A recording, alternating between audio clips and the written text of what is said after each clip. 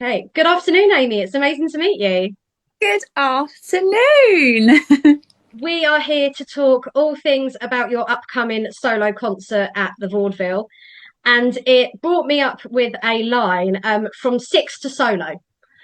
So Oh, your career has seen this incredible journey. What does it mean to you to be headlining your own solo show? oh, it's amazing. I mean, it's slightly terrifying because, like you said, I'm usually surrounded by other people, mostly my girls, my six girls. So to do something on your own is slightly terrifying. But yeah, I think it's good to do things that scare you, and this is definitely something that really scares me. So I'm like just going with it and going for it, you know? Very healthy to do things that scare you. It is, Like, right? it is. And it coincides with lots of exciting debut tracks you've been doing as well, doesn't it? Yes, it does. Like, I'm really excited for people to hear the album. Like, it's got some original stuff on it, but it's also got things that I think like the supporters of musicals and of myself will be really happy with, like some new arrangements of some musical theatre stuff which I think they'll enjoy. So, when it's come to planning this solo show, how have you sort of worked out what will work, what won't, what tracks you do want to do? How have you put the whole thing together? Yeah, it's kind of scary, really, because I guess we won't know until we do the show in a way what works and what doesn't. But I've tried to make it like it's an album launch, as in for this album, but I've also tried to make it as, I guess, enjoyable as possible by making it more like there's definitely a through line, there's definitely a journey that the audience will go on. So it's not just like this is another song from my album, you know, it's got more of a there's a more of a story behind it than that. And I'm excited for people to hear, like I said, not only some original stuff, but a lot of stuff about like the career and the journey that I've been on. And you recently announced some absolutely amazing collaborations for that night as well. People Yeah, who yeah. are very close to you as well. So was that always planned? Is this all very much your vision? Did you just ask Well, them? Like, how did that all come about? like I said, I love working with my friends. So when I was putting the show together, it was a no-brainer to have like some of my six family there. So Natalie Paris, who I duetted with on "Alone," which is one of the songs from the album, she had to be there. It's the first time that we're gonna sing that song live. But also, I just wanted to, I guess, just have because the like I said, the journey of the show is like sort of mapping through my career to date. So I had to bring my friends along because they're such a big part of that journey for me, you know? That's amazing. What do you think childhood Amy would think about everything you've achieved? Oh, I don't think she'd think it was real. And what's funny is sometimes I don't think it is either. Like I went to see Six in the cinema a few weeks ago, and it was just I still can't quite believe that any of it is real. Like even when I'm watching myself in a cinema, I'm still like, huh, that's me. So I think she'd be quite confused actually. Like I always wanted to do this for a living, but I didn't really understand that it was possible. So yeah, I think she'd be super proud, but also confused. I thought Six in the cinema was amazing as well, Oh, by did the you like way. it? I did because, like, the original cast, you guys were like the cast I never got to see. So Oh, I couldn't get tickets for the Hampton Court dates, and then oh so no. I'm one of those fans that had been waiting for this for ages, and Yeah.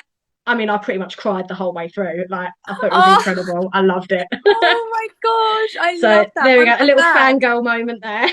Yeah, I'm glad you finally got to see it. That's Yeah, cool. no. I hope it comes out on DVD. That's what I want. I want a DVD of it. I know, me too. I want to just watch it over and over again. I love that though, that a lot of people can't watch themselves back. So the Yeah, fact I that mean, you want to, listen. I love that. It's just like it's obviously like super weird to like watch yourself, and I still can't quite take that bit in. But I just think it's so beautifully done, like the way they've shot it, and it's just the grading on it and the colors, and like the girls are just amazing in it. So yeah, I love watching it. I'm so proud of it. Was coming back to do those shows an easy decision? Yeah, it was super easy. I mean, I was. I was nervous about coming back to it again because I'd been out of the show for 2 years. So to go back into it, I was a bit nervous, and especially because it's on camera, I was just nervous about uh, Catherine Howard's story and how that would translate on film, and whether I would be able to give it the sort of the grace and the, I guess, the vulnerability that it needed. Because when you're doing something live, sometimes some of the jokes land, sometimes some of the more like darker moments in it land or don't land, but it doesn't matter because it's live and it's that moment, so you get to do it again the next day. Whereas with camera, like, I'm not a part of the editing process. I didn't see, which takes they took or any of that, so I was nervous about, would it come across, and because it's such a delicate subject, her story and what she goes through, I was nervous about if I would be able to do that justice on screen. I still don't know the answer to that question, whether I've done that or not, but I was worried about coming back to it because of that, and because I hadn't done it for so long. But it was a no-brainer, as in, like, I wanted to do it. I was like, yes, I'm doing it. But I was just nervous. And could you see other occasions on screen in your future? Oh my God, I would love to. That's such a big dream of mine. But always coming from theatre, it's quite a difficult transition to make to then to do stuff on screen. So I don't know. I hope that I get to do more. I loved it. I really enjoyed it. But yeah, you never know. I'm not in charge of that. I'm just hoping that maybe someone sees it and thinks, yes, she's good for XYZ. And you've played really strong female characters because despite Catherine Howard's history, Yeah. I fully believe her to be incredibly Yeah. strong for what she went Yeah. through. And then you've got like in Pretty Woman and Figaro. Do you reflect on the impact those characters have on audiences?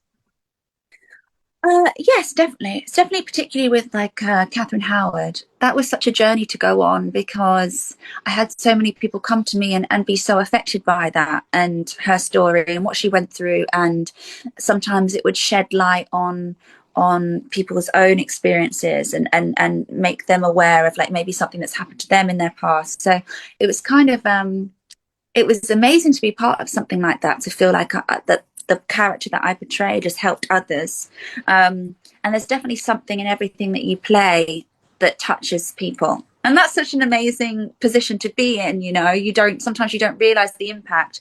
But then I think of myself when I was younger going to see shows, and I was so touched by people's performances that, of course, it's the same now. It's just that I'm in the other position. I'm not watching it. I'm doing it. So it's a real privilege to be in that position, I think.